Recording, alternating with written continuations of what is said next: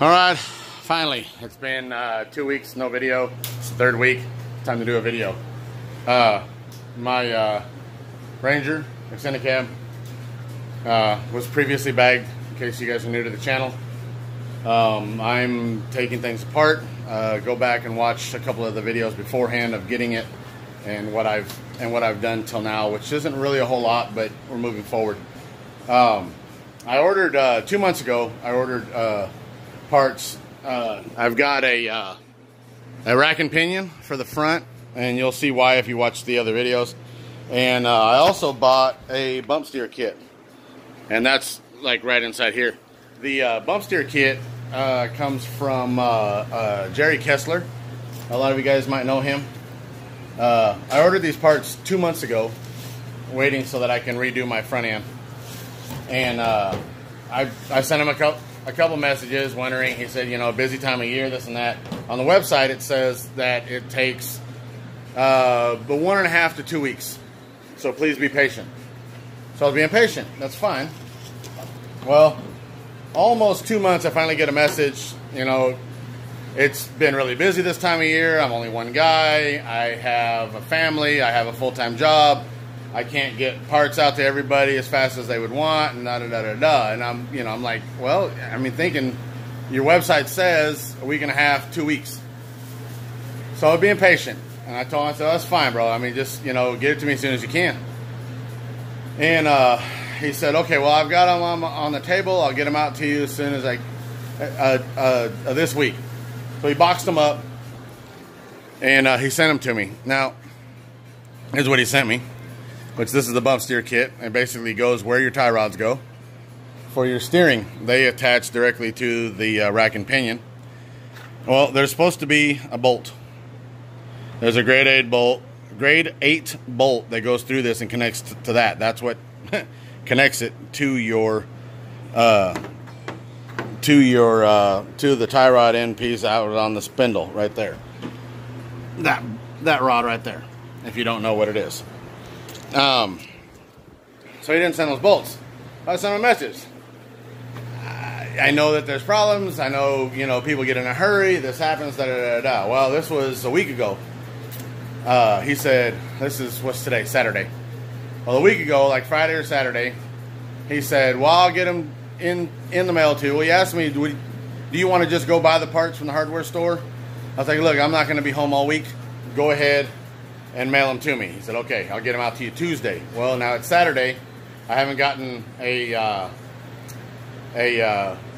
tracking number, and they're still not in the mail here today. So I can't work on the truck still. I can work on the truck, but I can't work on the steering. I might be able to put the rack and pinion in, but I just don't see the point because I want to do that as one whole video. So Jerry Kessler, if you're watching this, I really need the bolts so that I can finish putting the steering on the front end together, and then I'll feel more comfortable finishing out everything else because I'll have more of a push. I hate putting something together that I won't be able to use. So, going on a full 2 months now, waiting for these parts. So, a lot of people get parts from him. A lot of people enjoy his parts. Quality part. Don't get me wrong on that. It's a very quality part. It's going to work great. It's just waiting for it. If you're in a hurry, you're in a crunch for time, or you don't have a whole lot of time at home, this is probably not going to be the best place to get your parts. If you have patience and you can wait 2 to 6 months for your parts, because the bigger the part, the more time it takes him to get the part ready, then you're fine. So anyway, that's my piece on that. The next thing is I'm continuing to rip out all the air management on this truck. I'm getting a lot of the hoses, a lot of extra stuff underneath. I'm going to get these out of here. I'm going to try to actually stick the fuel tank back underneath the truck and get it strapped up somehow. I don't know if I'm going to have that done today, but I'm going to be doing a lot of this today. I've got some more of the wiring. There's more air management on this side that needs to get ripped out. I'm going to go ahead and take the emergency brake cable off because it's useless anyway. Unless you do a lot of fabbing up, you're not going to get your emergency brake cable in on a bag truck. There are ways of relocating and all that kind of stuff, but I'm not in. It's, you know, this one's an automatic, so you just put it in park and you're fine, or you lay it out on the ground and it's not going to roll anywhere anyway.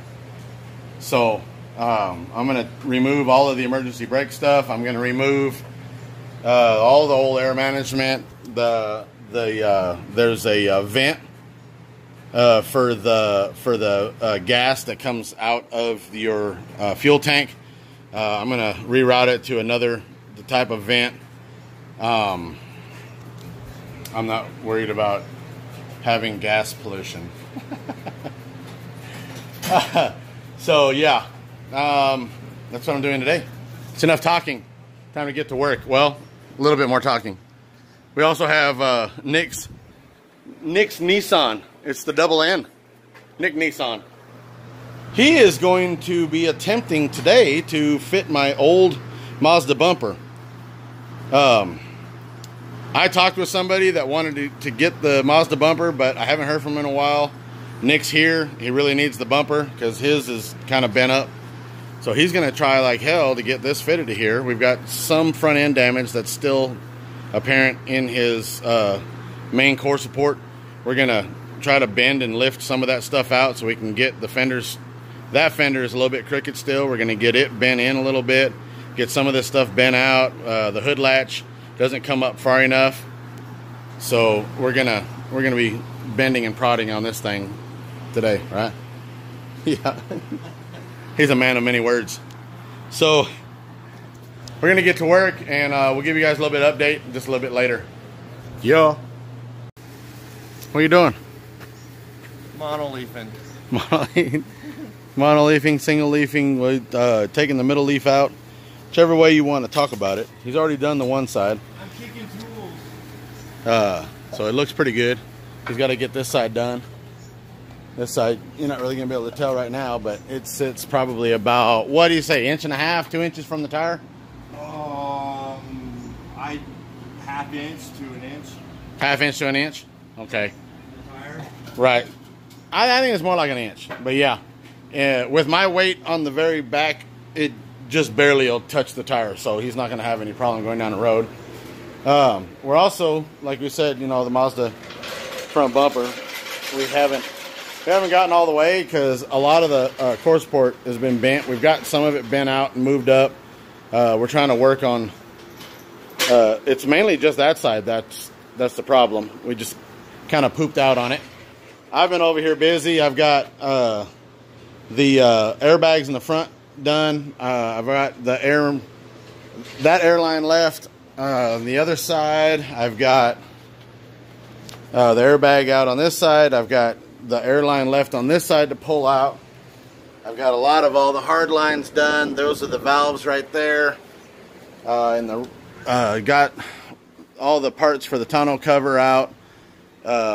Looking at working on maybe the gas tank. I got to make sure I mark all the lines before I pull them out. Here's the old air management. This isn't exactly what they had. They had that big tank, if you guys remember right. But this was the original. You know, it had that, and it's got a like a 5 or 10 gallon tank underneath there, but it's welded in place. So I don't know if I'm going to continue using it or what. So I don't know. With it basically stuck under there, the problem is it's not the port. There's one port on that. It's just like a regular tire tank, but the one port on there is facing up, either sideways or up, which means moisture that has collected in that tank is in the bottom. There's no way for it to drain out. So whoever mounted that tank originally a long time ago, they weren't thinking about that. If you would have mounted it down and then brought the airline from the bottom up and around, you could have put like a drip on it so you could always get the moisture out of the tank. So that would be my next worry, is that the tank is rusted on the inside enough to where if I was to pump it up with 150 to 200 psi, that the tank's going to blow. So I just talked myself into it. I got to take it out of there. So yeah, that's where we are on this, and it's finally overcast, so it's starting to get a little bit nicer outside. He's going to finish up what he's got, and I'm going to work a little bit more on this. Yeah. Next morning, but we worked on this corner here. This line right here went down and then it spread out and actually like went around because the whole front end. Huh? You did all that. I'm not taking no blame for those things. We did it. You were here. Yeah, I was here. I was sitting right here watching.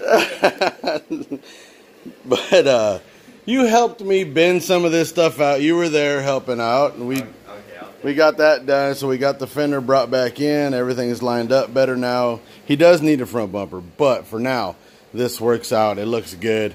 We got the headlight pulled up a little bit because it was in that bucket droopy like a, I don't know. I don't want to be mean and somebody get mad at me for saying the word retard. So I won't say it. I won't say the word retard. So it was droopy. It one hung low. He did all this in the back. Got the center leaf out and got it to relax a little bit more. This right now, the way it sits, he's got a 3-inch block and removed the center leaf out, and it relaxed right here to this point. Now, you can push down on it. I can put 300 pounds on it, and it'll just barely touch the tire. So riding down the road, he'll more than likely never touch that fender on the bed there. So he's got them both sitting right there. The front end sits nice. I think it's about an inch lower in the rear. But hell yeah, I mean, this looks really nice.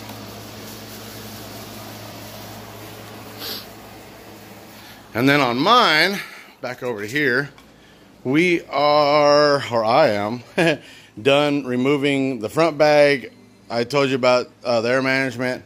Right now I'm trying to clean up the interior just a little bit. I still have all that wiring to do there for the radio and other things. I'm going to take all the hoses off of the gas tank. I'm going to stick it back underneath there and see what I can do about getting that back underneath the bed. I've removed the tank mounts that were in here. Eventually I'm going to go ahead and I'll tub this to make it look clean and covered so that the bed goes back to being functional. That's why I don't like a tonneau cover, because to me, having a tonneau cover in there, I can't put anything in the bed, and except for like a couple bags. And I don't want a luggage carrier. I want a fun carrier. So that's what I'm doing now, just kind of cleaning up what I've taken down, getting things straightened up. So I think this video is long enough. Until next week. If you made it this far, you're a true fan. So I'll let you know, Gina's grandfather died a few nights ago. He was 91 years old, a war hero. We've got a lot of stuff posted up on my Facebook, her Facebook, explaining his life story. If you guys want to go to my Facebook, Lawrence Falcon Duarte, and check that out and read up on it, because he was really, really, really awesome man. He did so much in his life, all the way back from World War II, all the way to now. And so yeah, go read up on him. We got his funeral tomorrow, and today we're gonna go to the viewing, and then yeah. So thank you guys for watching. Please subscribe if you haven't subscribed already, and we will be back next weekend. And yeah, talk to you guys on the next video. Go do some mini truck stuff.